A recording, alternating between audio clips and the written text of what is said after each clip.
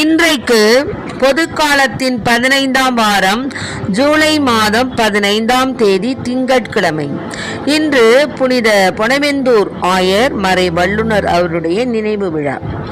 இன்று தேவன் நமக்கு தரும் ஜீவ நீர் ஊற்றான இறை வார்த்தைகள் எசையா நூலிலிருந்து வாசகம். இயல் 1 இறை வார்த்தைகள் 11 17 முடிய. எண்ணற்ற உங்கள் பலிகள் எனக்கு எதற்கு என்கிறார் ஆண்டவர்.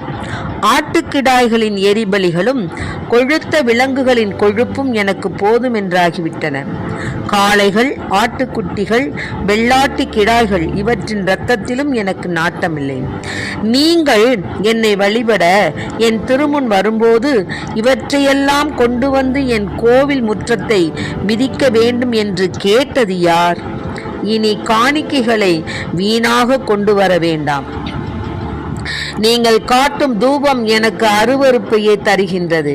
நீங்கள் ஒழுங்கினமாக கொண்டாடும் அமாவாசை, ஓய்வு நாள் வழிபாட்டு கூட்டங்களை நான் சகிக்க மாட்டேன். உங்கள் அமாவாசை திருவிழா கூட்டங்களையும் என் உள்ளம் வெறுக்கின்றது. அவை என் மேல் விழுந்த சுமையாயின. அவற்றை சுமந்து சோர்ந்து போனேன். என்னை நோக்கி உங்கள் கைகளை நீங்கள் உயர்த்தும் போது பாராமுகத்தினாய் நான் இருப்பேன். நீங்கள் தொடர்ந்து மன்றாடினாலும் நான் செவி கொடுப்பது இல்லை. உங்கள் கைகளோ இரத்தக்கரையால் நிறைந்திருக்கின்றன. உங்களை கழுவி தூய்மைப்படுத்துங்கள். உங்கள் தீச்செயலை என் திருமுன்னிருந்து அகற்றுங்கள். தீமை செய்தலை விட்டொழியுங்கள். நன்மை செய்ய கற்றுக்கொள்ளுங்கள். நீதியை நாடி தேடுங்கள். ஒடுக்கப்பட்டோருக்கு உதவி செய்யுங்கள். திக்கற்றோருக்கு நீதி வழங்குங்கள். கைம்பெண்ணுக்காக வழக்காடுங்கள். ஆண்டவரின் அருள்வாக்கு. இறைவா உமக்கு நன்றி.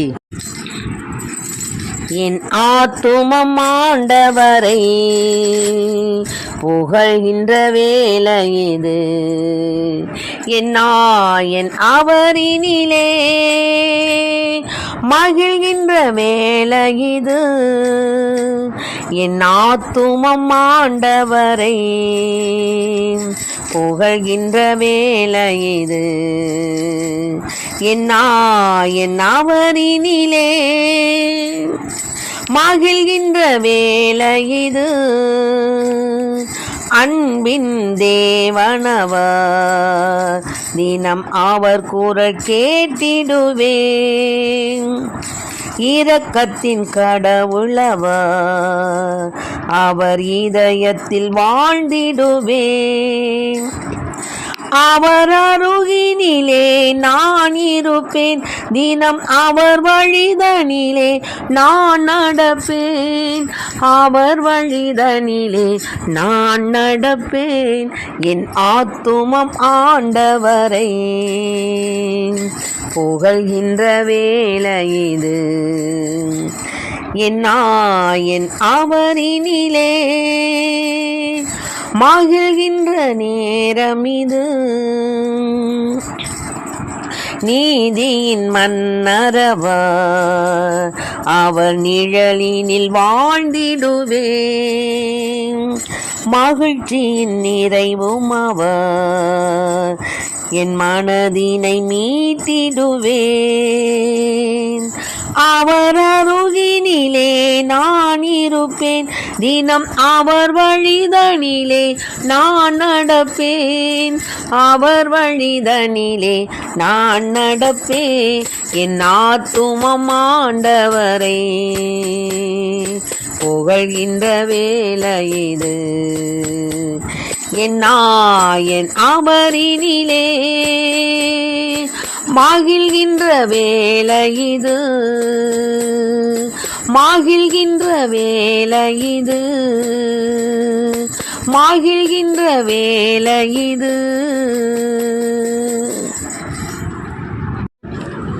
இன்றைக்கு நம் தேவன் தரும் ஜீவ நீர் ஊற்றான இறை வார்த்தைகளை கேட்டோம்.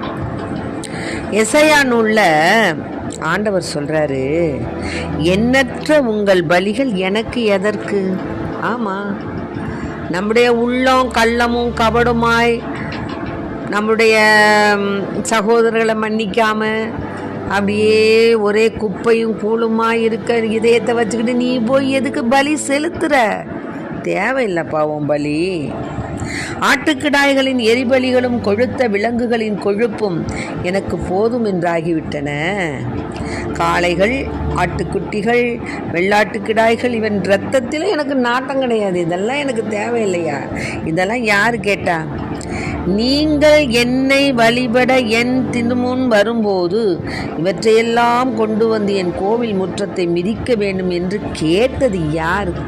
உன்ட்ட நான் கேட்டேனா? நீ இந்த பலியெல்லாம் கொண்டாந்தினா தான் நான் சந்தோஷப்படுவேன்னு கேட்டேனா? இல்லையே. நீங்கள் காட்டும் தூபம் எனக்கு அருவருப்பாக இருக்குது. ஆமென். இப்போது நம்ம இதில் பார்த்திங்கன்னா சில பேர் டெய்லி வர கிறிஸ்தவங்க இருப்பாங்க, ஞாயிற்றுக்கிழமை மட்டும் வர கிறிஸ்தவங்க இருப்பாங்க.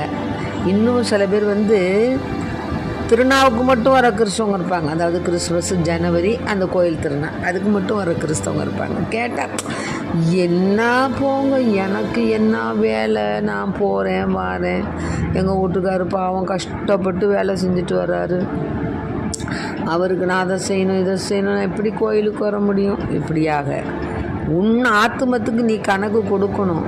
உன் கணவர் ஆத்துமத்துக்கு அவர் கணக்கு கொடுக்கணும். அதுக்காக கணவருக்கு நான் வேலை செய்யாமல் ஓடியாங்கன்னு நான் சொல்லலை. காலத்தோடு நேரத்தோடு அவரவருக்கு செய்ய வேண்டிய கடமையை நம்ம செய்யணும். 2 முதலாளிக்கு ஒருத்தன் வேலை செய்ய முடியாது. ஆக நம்ம தேவனுக்கும் நம்ம கீழ்ப்படுதல் உள்ளவர்களாக அவருடைய அந்த திரு சன்னதியை நோக்கி அவருக்கு நன்றி பலி செலுத்தவும் வரணும். அதே சமயம் உலகப்புறமான காரியங்கள், நமக்கு கொடுக்கப்பட்ட கடமைகளை நம்ம செய்யணும். அதுக்காக குடும்பத்தை பார்க்காம, குட்டியை பார்க்காம, கணவனை பார்க்காம, பிள்ளைகளை பார்க்காம ஓடியாங்கன்னு நான் சொல்லலை. எல்லாத்தையும் பார்த்துக்கணும் தான்.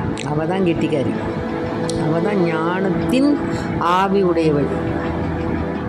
தெய்வ பயம்தான் ஞானத்தினுடைய தொடக்கம். அப்போ அந்த தெய்வ பயம் ஒரு வீட்டில் ஒரு பெண்ணுக்கு இருந்தால் அந்த வீடு ரட்சிக்கப்பட்டது, அந்த வீடு விடுதலை அடைந்தது, அந்த வீடு தேவனால் ஆசிர்வதிக்கப்பட்ட இடம்.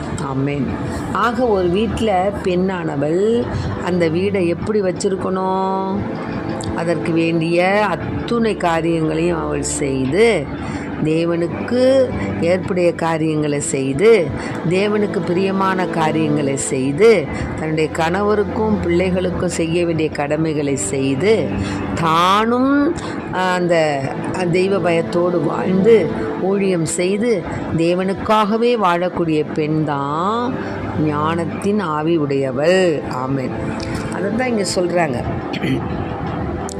நீங்கள் ஒழுங்கினமாக கொண்டாடும் அமாவாசை, ஓய்வு நாள் வழிபாட்டு கூட்டங்களை நான் சகிக்க மாட்டேன். அமாவாசை திருவிழா கூட்டம், இந்த மாதிரி அந்த கூட்டத்துக்கு மட்டும் போய் நான் அத்தனை கடா வெட்டினேன், இத்தனை கடா வெட்டினேன், கோயில் எத்தனை லைட்டு போட்டேன், அத்தனை லைட்டு போட்டேன், இன்னும் அதெல்லாம் ஆண்டவருக்கு அருவருப்பானது. அதை செய்ய வேணாம் நான் சொல்லலை. ஆனால் நம் மனது தூய்மையாக இருந்து ஆண்டவருக்கு முன்னால் பரிசுத்தமாக இருக்கணும். நீங்கள் தொடர்ந்து மன்றாடினாலும் நான் செவி கொடுப்பது இல்லை. பாராமுகத்தினாய் இருப்பேன். என்னை நோக்கி உங்கள் கைகளை நீங்கள் உயர்த்தும் போது பாராமுகத்தினாய் இருப்பேன். ஏன்னா உங்கள் கைகளோ இரத்தக்கரையால் நிறைந்திருக்கின்றன. உங்களை கழுவி தூய்மைப்படுத்துங்கள். உங்கள் தீச்செயலை என் திருமுன்னிலிருந்து அகற்றுங்கள். தீமை செய்தலை விட்டொழியுங்கள். நன்மை செய்ய கற்றுக்கொள்ளுங்கள். நீதியை நாடி தேடுங்கள். ஒடுக்கப்பட்டோருக்கு உதவி செய்யுங்கள். திக்கற்றோருக்கு நீதி வழங்குங்கள். கைம்பெண்ணுக்காக வழக்காடுங்கள். ஆமென். ஆக நீங்கள் செய்கிற தான தர்மம் அதுதான் உங்களுடைய தலைமாடு காக்கும். நம்மளை அறியாமல் செய்யக்கூடிய தான தர்மங்கள் தான் நம்ம தலைமுறையை காக்கும். ஆமென். ஆகவே தேவன் அதை தான் சொல்கிறாரு. திக்கற்றவங்களுக்கு உதவி செய்யுங்க, கைம்பெண்ணுங்களுக்காக வழக்காடுங்க, ஒடுக்கப்பட்டோருக்கு உதவி செய்யுங்க, அப்புறம் தீமை செய்ததை விட்டொழிங்க, நன்மை செய்ய கற்றுக்கொள்ளுங்கள் அப்படின்னு சொல்கிறார். அதனால தான்